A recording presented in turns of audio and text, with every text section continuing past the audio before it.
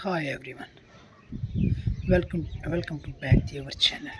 In this video today we will break down one of the common question in the web world. What is the difference between shared hosting and VPS hosting and dedicated hosting? If you are building a website, starting an online business, or even launching a gaming server, the hosting you choose can make or break your performance, security, and even SEO. By the end of this video, you will exactly which hosting type fit you need, your budget, and your growth goal. So grab a coffee, hit like the button, and let's dive right in.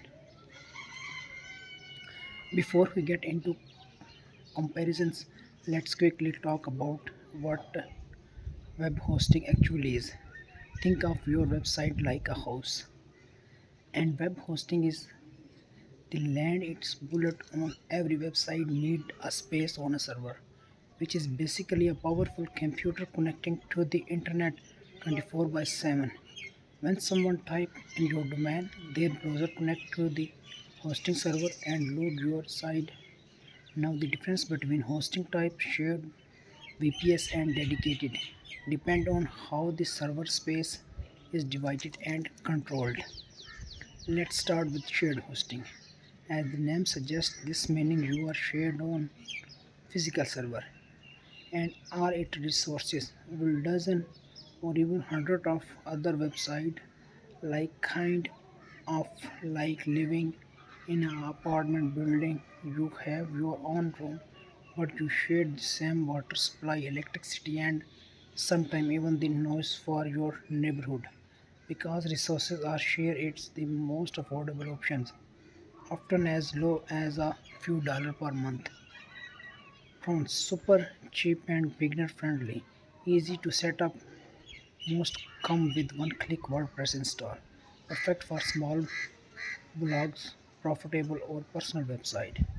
Limited performance if one website get huge traffic, your website slow down. Less control or configuration. Security list. If one website get hacked, other can be affected. So if you are just starting out and want to test the waters, share hosting is fine, but as you grow, you will outgrown it faster. VPS hosting explain. Next up, VPS hosting with stand for virtual private server. Here, one physical server is split into multiple virtual server using special software called a hypervisions.